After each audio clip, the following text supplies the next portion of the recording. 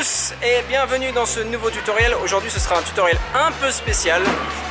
Je suis avec Timo et on va vous présenter quelques techniques pour tomber sans vous faire mal.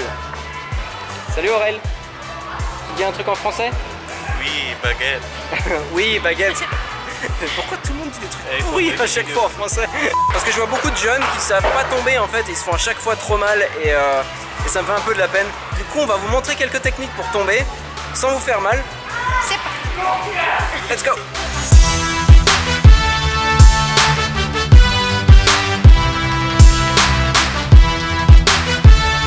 Par exemple, une des techniques complètement fausses pour tomber, c'est celle-là.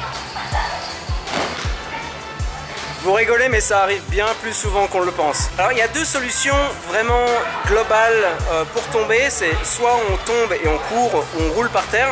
Et la deuxième solution qui est beaucoup plus safe, c'est d'avoir des protège-genoux. Parce qu'avec ça, on peut tomber sur les genoux et on se fait rien du tout. Et c'est pour ça que les riders park, ils en portent la plupart du temps. C'est parce qu'avec ça, ils peuvent essayer plein de trucs sans jamais vraiment se faire mal. Donc aujourd'hui, je vais vous montrer d'abord la technique sans ça. Et après, je vais vous montrer la bonne technique pour tomber sur les genoux. Déjà, il faut que vous appreniez à rouler. Et je parle pas d'un front flip pourri où vous explosez sur le dos. Je parle vraiment d'une roulade.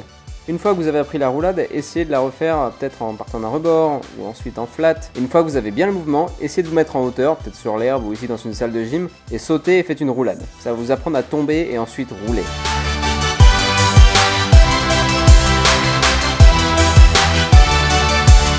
Donc comme je l'ai dit, il y a plusieurs manières de tomber. Par exemple, si vous voyez que vous n'avez pas plaqué votre tricks, certaines personnes lancent leur trotte. Mais c'est la pire des solutions parce que quand vous lancez votre trotte, vous risquez de casser votre barre ou vous risquez de tuer quelqu'un. Du coup, le mieux à faire, c'est de la retenir avec un bras assez loin de votre corps. Et faites attention de ne pas atterrir dessus parce que vous risquez de vous tordre la cheville. Voilà, c'est aussi simple que ça. Dans la mesure du possible, atterrissez debout. Sinon, faites une roulade. Ou bien si vous avez des genouillères, c'est ce qu'on va voir maintenant, atterrissez sur les genoux.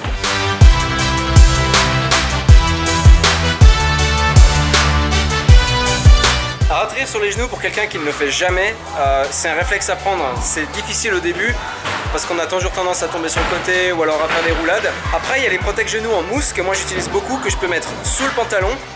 Mais moi je tombe jamais sur les genoux, par exemple. C'est quelque chose que je peux pas faire parce que c'est pas assez. Mais vraiment la mousse elle est là juste pour protéger les coups de la barre dans le genou ou quelques coups quand je tombe sur les genoux par terre. Mais si vraiment vous voulez une vraie protection, prenez ces protège-genoux avec la coque en plastique et mettez-les par-dessus le pantalon ou par-dessus le short parce que c'est le meilleur moyen que vous aurez pour tester des trucs de malade sans vraiment vous faire mal. Mais faut juste prendre l'habitude en fait. Et c'est ce qu'il est en train de faire Timo, il essaie d'apprendre à tomber sur les genoux. Donc on va filmer un de ses essais. Apprenez comme ça, c'est aussi facile de l'apprendre sur une funbox quand vous allez tout droit en transfert comme ça. Et une fois que ça deviendra un réflexe, vous serez capable de lancer des gros tricks sans vous faire mal. En fait le mouvement pour se mettre sur les genoux, c'est d'abord les pieds et ensuite descendre avec les genoux et se laisser glisser sur les genoux. La confiance, il faut qu'elle vienne au fur et à mesure parce que c'est vrai que se lancer sur les genoux, c'est pas un mouvement naturel. C'est d'abord les pieds et ensuite les genoux.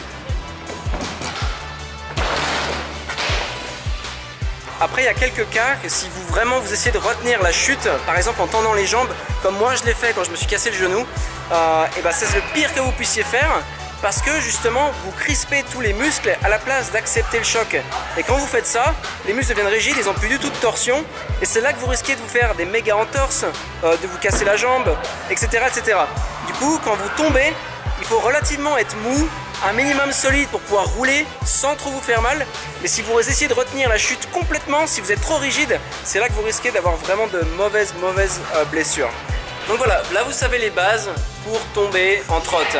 Si vraiment vous avez encore des questions ou s'il y a des choses que vous ne savez pas vraiment ou que vous aimeriez plus d'exemples, je vous invite simplement à aller regarder des vidéos de parcours sur internet, il y en a plein partout et quand ils font du parcours, ils tombent exactement comme ça en fait. Ils amortissent tout en tombant. Ils amortissent d'abord avec les jambes, mais ensuite ils font une roulade. Ou bien alors pour la trotte ou en skate, ils utilisent des protège-genoux et ils glissent sur les genoux et sans se faire mal. Donc voilà, j'espère que ça vous aura beaucoup aidé. C'est hyper important d'appliquer tous ces conseils là parce que justement c'est ce qui va vous permettre de rider le plus longtemps possible sans vous faire mal. Et je vous dis à très bientôt pour un nouveau tuto. Merci beaucoup à Timo pour ce tuto, il a assuré et je vous dis à la semaine prochaine pour une nouvelle vidéo. Ciao.